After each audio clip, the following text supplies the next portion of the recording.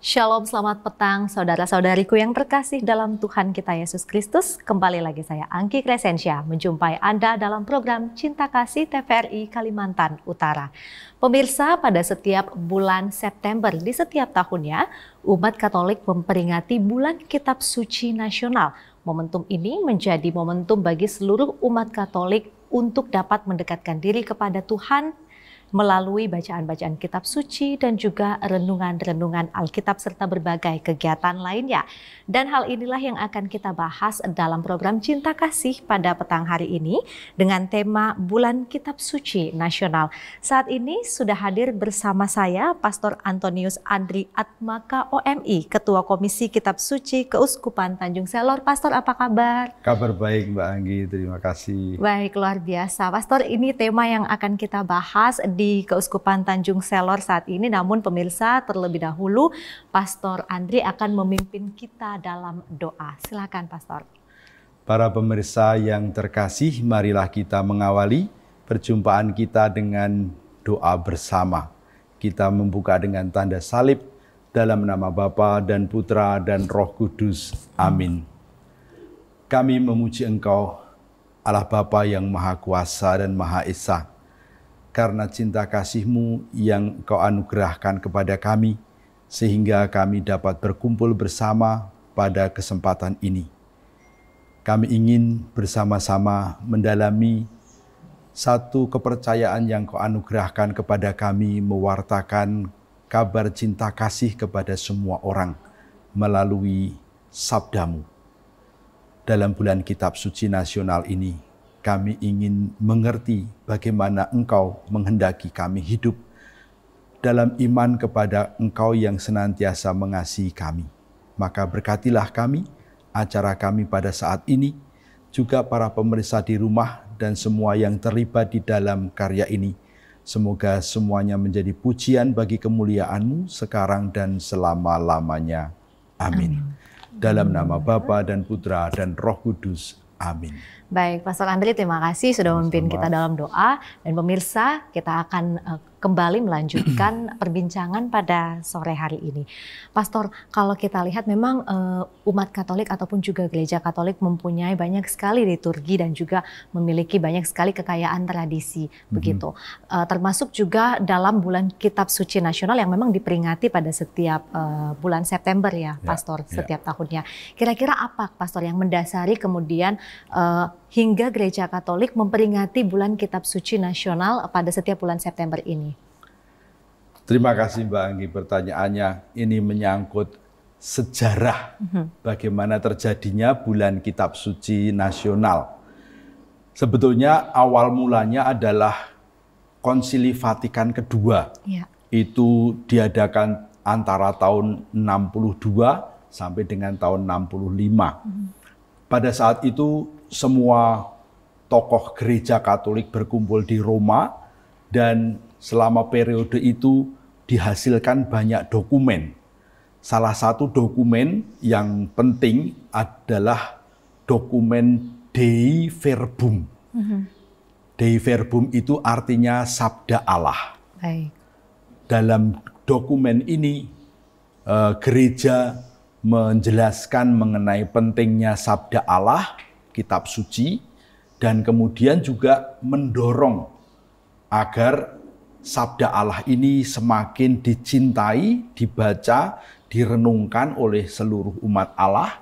Dan kemudian juga selain itu Konsili Vatikan Kedua mendorong gerakan ekumenis, artinya bekerja sama dengan gereja-gereja Protestan, gereja-gereja dari berbagai denominasi untuk menerbitkan terjemahan-terjemahan kitab suci dalam bahasa lokal. Nah, di Indonesia pada waktu itu sebetulnya sedang dimulai juga penerjemahan kitab suci ke dalam bahasa Indonesia. Tapi karena kitab suci ini kan tebal dan rumit bahasanya, maka kemudian perlu waktu yang cukup lama. Baru kemudian sekitar tahun 75 itu terjemahan kitab suci bahasa Indonesia yang merupakan hasil kerjasama dari Lembaga Biblika Indonesia Katolik dan Lembaga Alkitab Indonesia Protestan itu bisa diterbitkan. Jadi kitab suci yang sekarang ini beredar secara umum di masyarakat, di toko-toko juga dijual, itu adalah hasil dari kerjasama antara gereja Katolik dan gereja Protestan untuk menerbitkan satu edisi resmi bersama. Baik. Memang ada perbedaan, karena gereja-gereja Protestan tidak menerima apa yang disebut sebagai bagian dari kitab Deuterokanonika. Sedangkan Katolik menerima kitab Deuterokanonika itu sebagai bagian dari seluruh kitab suci. Nah, dari peristiwa itulah kemudian disyukuri terbitnya kitab suci ini pada bulan Agustus 1975. Perayaan syukur ini didorong agar terjadi di seluruh gereja di Indonesia. Tapi rupanya tidak sukses pada waktu itu. Baik. Baru kemudian dirasakan oleh Mawi yang waktu sekarang ini namanya KWI, dulu namanya Mawi, itu perlunya menjadikan salah satu waktu khusus untuk umat Katolik mendalami kitab suci. Iya. Maka kemudian disebut Minggu Kitab Suci Nasional. Hanya 1 minggu. 1 minggu. Ya. Oke. Dan itu dilaksanakan bulan pertama, minggu pertama bulan September. Setelah berjalan beberapa waktu, ternyata kurang ini, hanya 1 minggu. Iya. Lalu ditetapkan 1 bulan. Bulan September seluruhnya menjadi bulan Kitab Suci Nasional. Oke. Itulah sejarah munculnya kitab suci, bulan kitab suci nasional. Baik, dari Konsili Vatikan kemudian dikembangkan begitu ya, Monsinyur, awalnya yang hanya satu minggu di minggu pertama, lalu kemudian karena dirasa harus semakin mendekatkan diri kepada kitab suci, mendalami kitab suci, maka sepanjang bulan September ini dijadikan sebagai bulan kitab suci nasional. Ya. Baik, tentunya juga untuk memperingati ataupun juga untuk merayakan momentum bulan kitab suci nasional, setiap tahunnya ada tema yang sudah ditentukan oleh gereja Katolik. Nah, kita mau tahu dulu, tentunya pemirsa di rumah juga mau tahu apa sebenarnya Pastor tema pada bulan ini dan bagaimana kemudian tema ini dikembangkan dalam setiap pertemuan ataupun juga pendalaman-pendalaman kitab suci. Ya, setiap tahun Lembaga Biblika Indonesia menyiapkan bahan yang dipakai di seluruh Indonesia.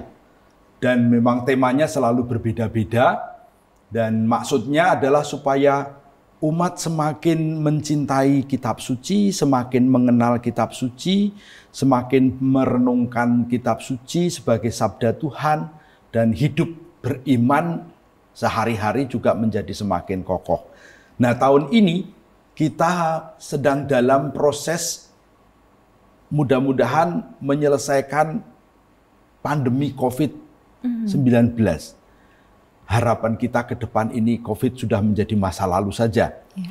Tapi kemudian yang menjadi pertanyaan adalah bagaimana kita harus bangkit sesudah COVID ini.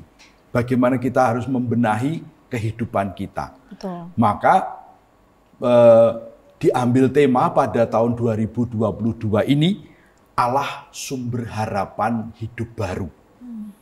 Allah Sumber Harapan Hidup Baru ini mau mengajak seluruh umat Katolik untuk membangun kehidupan baru bersama dengan Allah yang pasti memberikan berbagai macam jalan untuk melewati krisis ini. Dan pada tahun ini kita diajak untuk belajar dari 2 orang nabi kecil, yaitu Amos dan Hosea. Baik. Jadi di dalam kitab suci itu ada beberapa nabi Ada nabi besar, ada nabi kecil. Nabi besar hanya 4, karena tulisannya itu tebal-tebal. Sedangkan nabi kecil ada 12, karena tulisannya pendek-pendek. Nah, 2 nabi kecil yang diambil adalah Amos dan Hosea. Jadi Allah sumber harapan hidup baru. Supaya kita mulai bersemangat kembali untuk hidup baru setelah pandemi ini. Oke, Pastor, tadi temanya juga kalau kita lihat Allah sumber harapan hidup baru, ternyata dari Lembaga Biblika Indonesia mengangkat tema ataupun juga bersama Gereja Katolik, tema yang dipilih ini tidak terlepas dari isu ataupun juga tidak terlepas dari peristiwa yang dialami oleh dunia saat ini. Nah, kalau dari Pastor sendiri melihat pandemi COVID-19, kalau kita kaitkan dengan pendalaman kitab suci, tentu juga harus ada protokol kesehatan saat melakukan pendalaman seperti itu. Anjuran pemerintah adalah bagaimana kemudian kita bersama-sama, baik itu dari elemen masyarakat maupun juga dari gereja, untuk membantu penanganan pandemi COVID-19. Dari Gereja Katolik sendiri, Pastor, sejauh ini menyikapi pandemi COVID-19, kalau kita kaitkan juga dengan bulan kitab suci nasional, seperti apa yang sudah dilakukan sejauh ini, Pastor? Ya, dari segi kesehatan memang selalu kita mendorong umat untuk berkumpul, tidak terlalu banyak yang berdesak-desakan. Harus dicari tempat yang memadai, lalu juga memakai masker, itu yang masih dianjurkan. Namun terlebih dari itu adalah bahwa peristiwa pandemi COVID-19 ini bukan hanya melanda kita, tapi melanda seluruh dunia. Dan itu menjadi sebuah peristiwa yang tidak pernah kita duga sebelumnya, bahkan juga tidak pernah kita duga akan berjalan sedemikian lama. Dan ini berdampak pada seluruh kehidupan. Kehidupan sosial, kehidupan ekonomi, kehidupan beragama, juga kehidupan politik. Nah, tentu semua peristiwa berkaitan dengan COVID-19 ini menjadi sebuah pengajaran bagi setiap orang. Nah, gereja ingin supaya umat Katolik melihat peristiwa pandemi ini bukan hanya sebagai sebuah peristiwa malapetaka, tetapi sebagai sebuah kesempatan untuk memperbaharui hidup, memperbaharui diri, memperbaharui relasi-relasi kita dengan Tuhan, juga dengan sesama kita.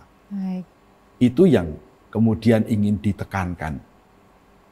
Dari Gereja Katolik sendiri, dari Pastor. Gereja Katolik sendiri. Baik, membantu penanganan COVID-19 juga tentunya memperbaiki relasi kita dengan Tuhan, relasi dengan sesama di tengah pandemi COVID-19 ini. Baik, Pastor Andri, tentunya kita masih akan lanjutkan perbincangan ini, dan pemirsa, kami masih akan melanjutkan perbincangan terkait dengan bulan Kitab Suci Nasional. Namun terlebih dahulu saya akan mengajak Anda untuk menyaksikan sebuah pujian berikut ini.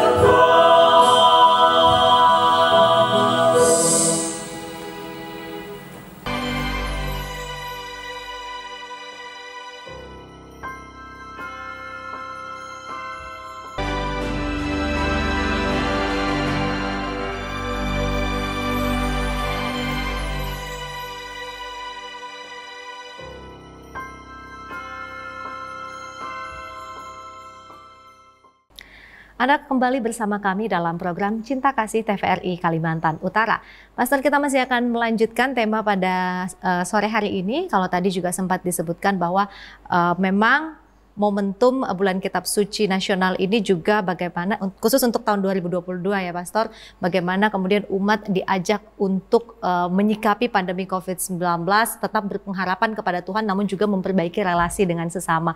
Nah Pastor, secara keseluruhan dari tema dan juga subtema pada setiap pertemuan ataupun juga pendalaman Kitab Suci yang disampaikan atau yang dilakukan oleh setiap wilayah mungkin atau di gereja-gereja, sebenarnya apa Pastor pesan besar yang ingin disampaikan terkait dengan tema bulan Kitab Suci Nasional di tahun 2022 ini? Ya, belajar dari kedua nabi yaitu Amos dan Hosea. Nabi Amos ini juga seringkali disebut nabi keadilan Tuhan. Baik. Karena Nabi Amos ini dia banyak berhadapan dengan tokoh-tokoh masyarakat, pemimpin-pemimpin bangsa pada waktu itu yang mengalami peningkatan secara ekonomi, secara kekayaan, namun kemudian lupa untuk memperhatikan rakyat kecil, rakyat biasa. Justru kadang-kadang terjadi bahwa para penguasa ini memanfaatkan kelemahan rakyat untuk mendapatkan kekayaan semakin banyak. Tidak dapat kita pungkiri bahwa dalam masa pandemi ini banyak orang, bahkan boleh dikatakan sebagian besar orang mengalami keterpurukan secara ekonomi. Ya. Namun juga tidak dipungkiri ada beberapa yang mendapatkan keuntungan dari krisis pandemi ini. Ya.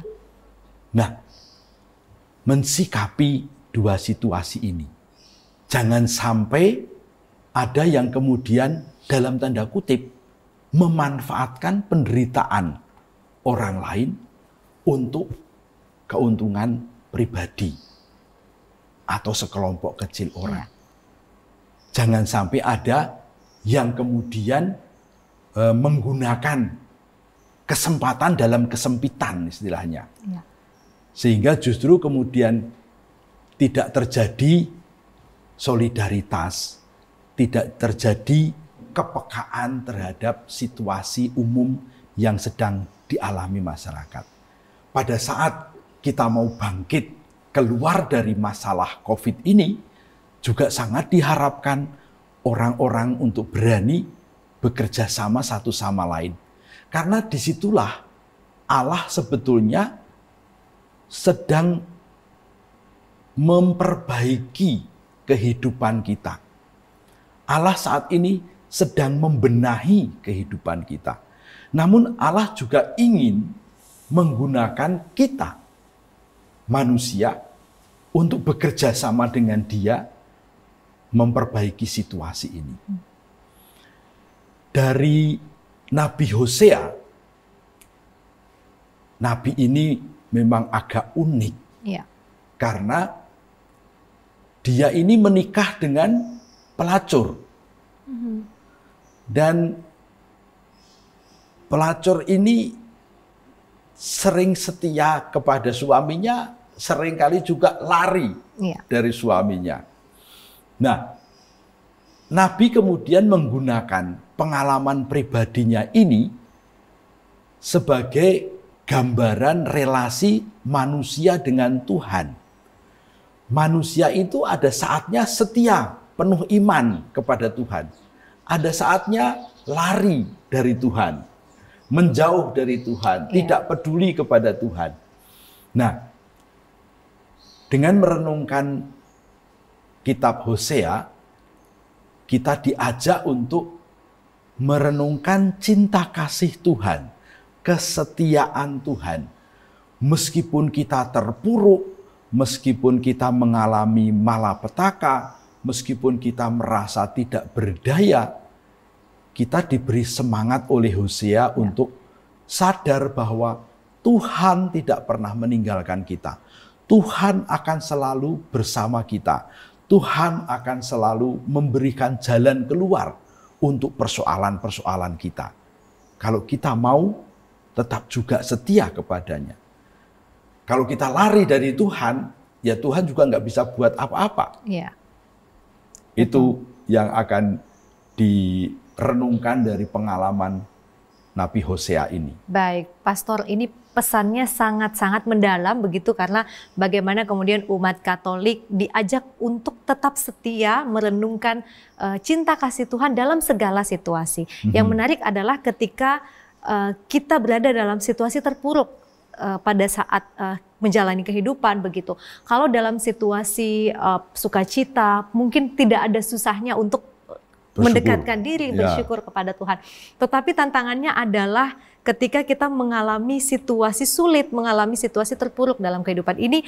Dari Gereja Katolik atau dari Bulan Kitab Suci Nasional ini, apa kira-kira yang harus kita renungkan begitu terkait dengan menghadapi situasi sulit, dan kalau juga kita kaitkan dengan pandemi COVID-19, di mana memang situasi serba sulit ya Pastor. Ya, silakan. Ya, inilah yang juga menjadi tantangan bagi semua orang. Kadang-kadang ketika kita menghadapi situasi sulit, yang kita pikirkan pertama-tama adalah keselamatanku. Aku ingin selamat, aku ingin tetap hidup. Dalam situasi seperti itu, kadang tidak peduli dengan orang lain. Nah, ini yang menjadi tantangannya. Bagaimana kita mengambil peristiwa-peristiwa ini dalam kerjasama kita dengan satu sama lain atau dengan warga lain, umat lain, untuk membereskan bersama-sama. Artinya semangat solidaritas harus dibangun, bahwa kami atau kita menghadapi peristiwa ini bukan sendirian, tapi bersama-sama. Dan disitulah Tuhan ikut ambil bagian.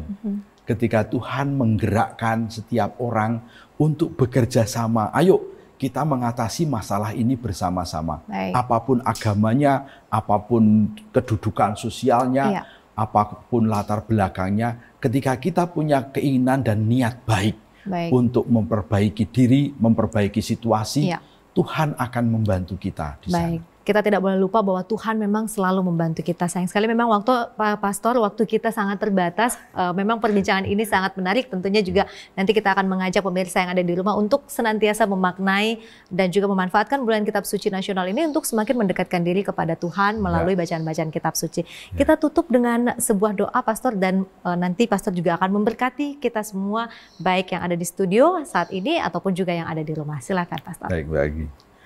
Marilah kita mengakhiri perjumpaan kita dengan sebuah doa. Kita buat tanda salib bersama. Dalam nama Bapa dan Putra dan Roh Kudus. Amin. Kami memuji Engkau dan bersyukur kepadamu Tuhan, Allah Bapa yang Maha Kuasa, pencipta langit dan bumi.